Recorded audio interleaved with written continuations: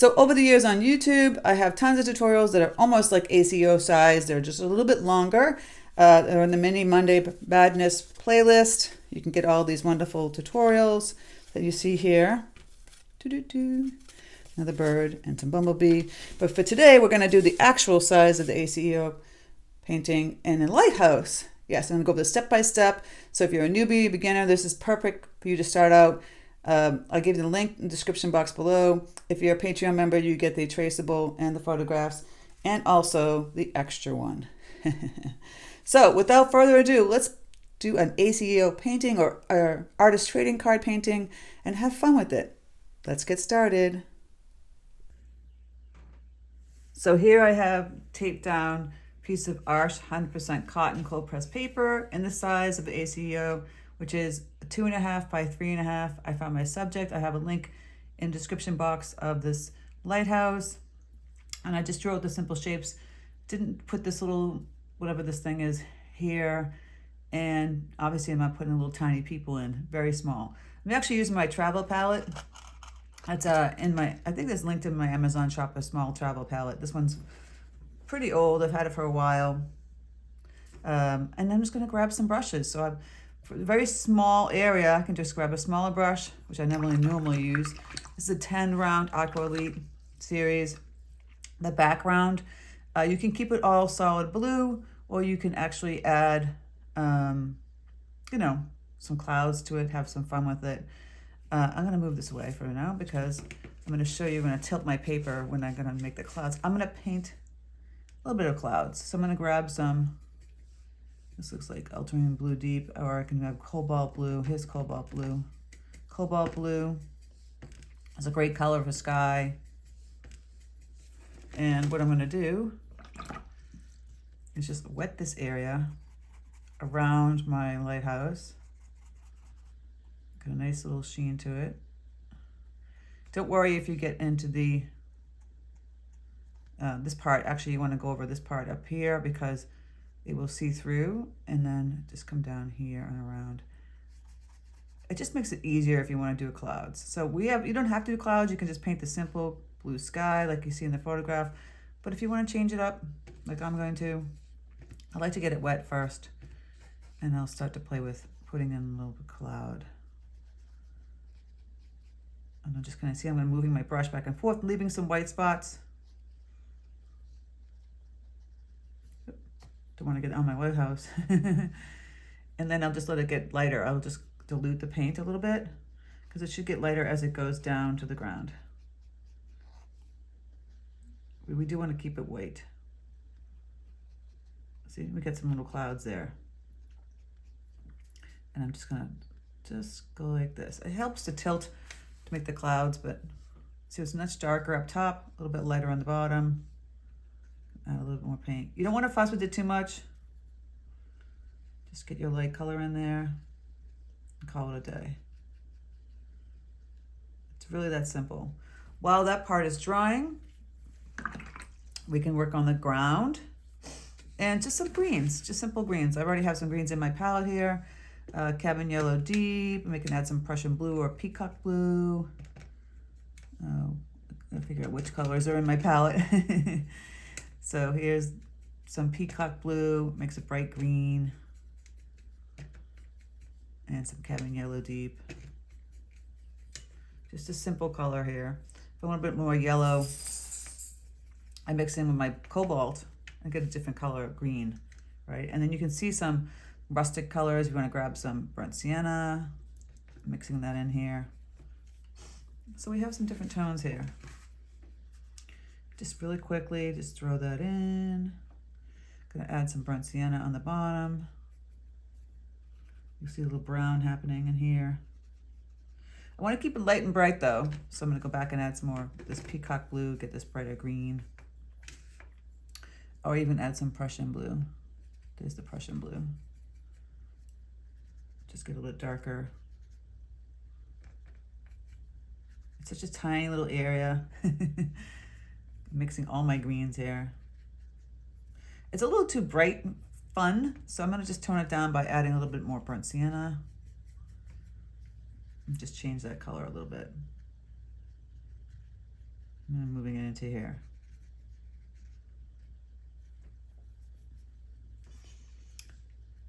And you could add, like I said, more burnt sienna, little browns in here, like you see. I don't want to make it too dark. I do want to keep it light and bright. A summer day, but it's actually a spring day. We're doing a spring lighthouse. So those two have to dry. We could start to play with putting in the lighthouse, but once these are all wet in here, the problem is it could bleed into it. So you don't want to do that. You want to wait till they dry before you start playing around with that. Otherwise, it's a problem. If you want to make a little bit more shadows happening in here, get the paint a little thicker. So I'm adding more Prussian blue, more burnt sienna, some yellow. See how thick that paint is? It's really not moving. Adding more burnt sienna. And see, it won't move as much, and you can just add some darker tones. Just tap a little bit of that going into your picture. Just little ones. It does show a little lighter on the bottom here, but I'm going to keep it this way because I want to add some flowers so you can see them better. Okay, so now we can start to play with our lighthouse a little bit. Ultramarine blue deep. Mix some grays with my burnt sienna. Look at those. And I actually add more blue, so it looks more bluish gray. Get a nice blue-gray happening there, right? And you can start to play with the shadows. Like this is perfect color for the little roof.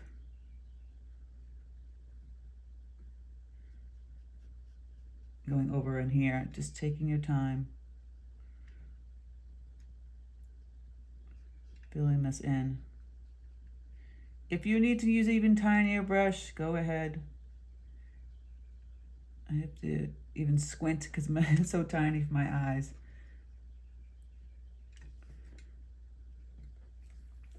It doesn't really show much of a shadow on the actual lighthouse, but I am going to dilute this a little bit. Add a little bit more blue. And I'm going to put a little shadow on the right side. It shows a little bit kind of on this part. But I just want to put a little bit shadow here. Just a little wash. Right?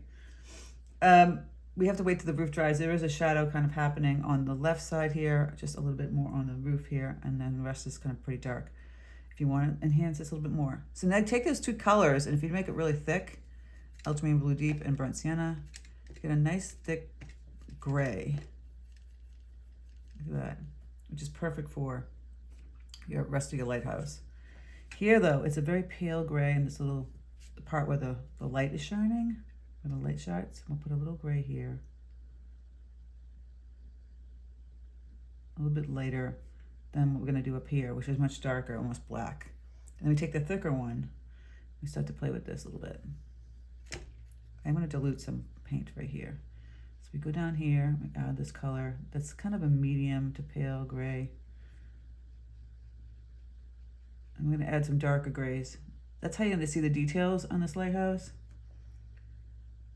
Get that pale color first in, and then we'll add the much deeper, darker one. Oh, I just realized I took out some of the white in here. I'm not supposed to. Okay, little lines. But it's gray in there anyway. So just a line down, line down. But that's okay. You don't have to worry about things like that. So you're gonna let that dry, and you're gonna go in and do the darker, thicker color. So here's the darker, thicker color again. For something like this line right here. See, it's almost black, just mixing those colors. And it gets a little bit darker in here. It's really, it just mix those two colors and it gets really thick black. So now I'm going back. And I have the darker color here. Squint your eye and see where all those dark grays are. I think it's cream or something color in here, but I'm keeping it not that way. And now I'm gonna add that little shadow on this side, which is more blue gray, a little lighter tone, you can see it. kind of going like this and coming down, right? A little shadow. And there's a little shadow under the eaves of the house here. If you make it more of a blue tone, it kind of stands out from the other colors. See? There. That looks like a little shadow. We have to wait for that to dry before we can put in the windows. And here's the little window. We can put the thick paint in here. I'm testing this and see if it's dry. And now I can add the thicker color paint. Right? Go right over my darker gray with a darker, thicker color here. You see? Same two colors, but just less water. And you get that thicker, almost black tone. See? And then you can start to pull in the elements. Now I'm going to switch to a much smaller brush. And if you just dip your brush in a little bit of water and kind of dilute it a little bit, you can make that color a little bit lighter. And there you go. Now I'm going to grab a Princeton 8 long round from the same series. Aqua has a great point to it. I want to make the little details of the railing and here, and there's more railings here, right? Just tiny little minutia of details. But you really need a tiny brush for this. I use tiny brushes for details only. This window I just put in here, and there's a little bit of kind of like an outline around it. And then we've got these little like chimneys here. And then remember the windows? So tiny, but so cute. And then even the darker tone under here.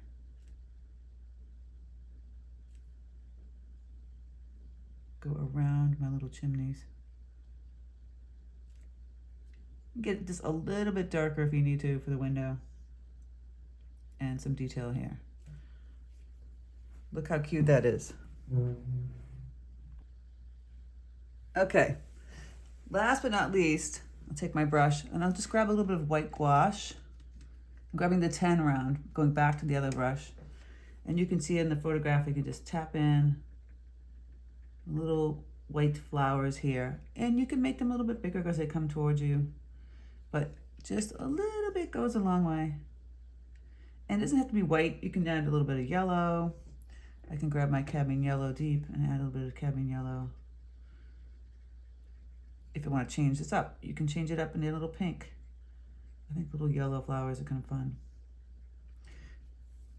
It gives it that sprung look by the Lighthouse. Getting a little bit more white. Just really simple. And then you remove the tape. By the way, I didn't mention that, but I taped it down with, I taped mine down with Scotch Magic tape. It works for me. You just kind of peel it away from yourself. It shouldn't really rip anything.